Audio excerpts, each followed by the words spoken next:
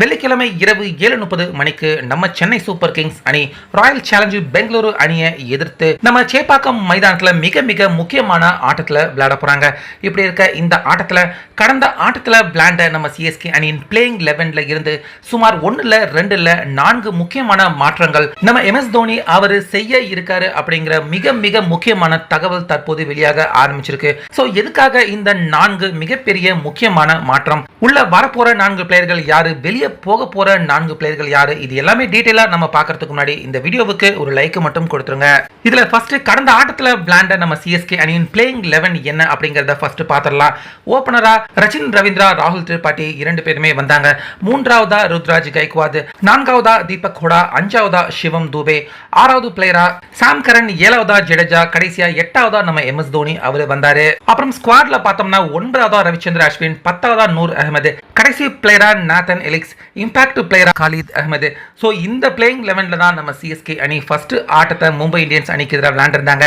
இப்ப இதுல இருந்து நீக்க போற 4 பிளேயர்கள் யார் யாரு அப்படின்னு பாத்தீங்கன்னா, ஓபனரா வந்த ராகுல் திரிபாட்டி, அதே போல மிடில் ஆர்டர்ல வந்த தீபக் ஹூடா, இவங்க 2 பேரையுமே நம்ம எம்எஸ் தோனி டீம் ஸ்குவாட்ல இருந்து நீக்க இருக்காரு. ஏன்னா இவங்க 2 பேருமே சமீப காலமா சுத்தமா ஃபார்ம் அவுட்ல இருக்காங்க. ஐபிஎல் ஆக்ஷன் அப்ப நம்ம சிஎஸ்கே அணி வாங்கிட்டாங்க. ஆனா இன்னுமே இவங்க 2 பேரும் ஃபார்முக்கு திரும்பாம இருக்கிறதால நிச்சயமா இவங்க இருந்தாங்கன்னா அணியின் ரன் வேகத்தை கண்டிப்பா குறைக்க செய்யும். அதனால ஓபனரா கான்வே, ரச்சின் ரவீந்திரா 2 பேருமே இறங்க போறாங்க.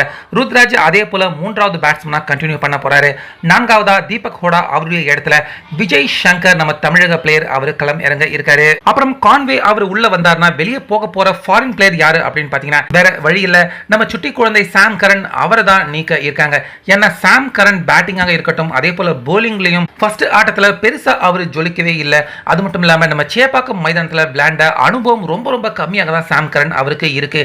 அதனால சாம் கரன் அவரை நீக்கிட்டு அவருக்கு பதிலாக தான் கான்வே அவர் உள்ள வர போறாரு.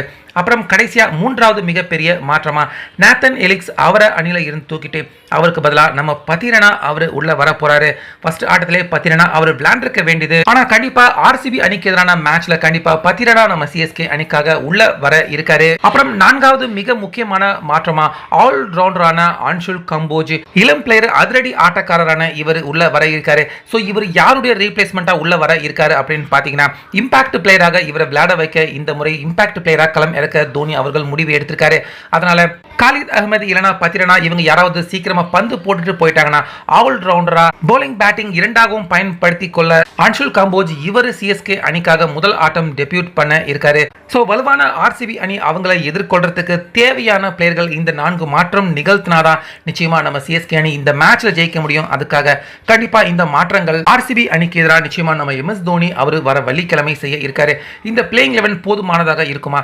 கான்வே, ரச்சின் ரவீந்திரா, அதே போல நம்ம விஜய் சங்கர், போலிங் லைன்ல பத்திரனா, இவங்க எல்லாருமே அணிக்கு கம்பேக் கொடுத்தா ஆர்சிபி அணியை கண்டிப்பா வீழ்த்த முடியுமா? உங்க கருத்தை கமெண்ட்ல சொல்லுங்க.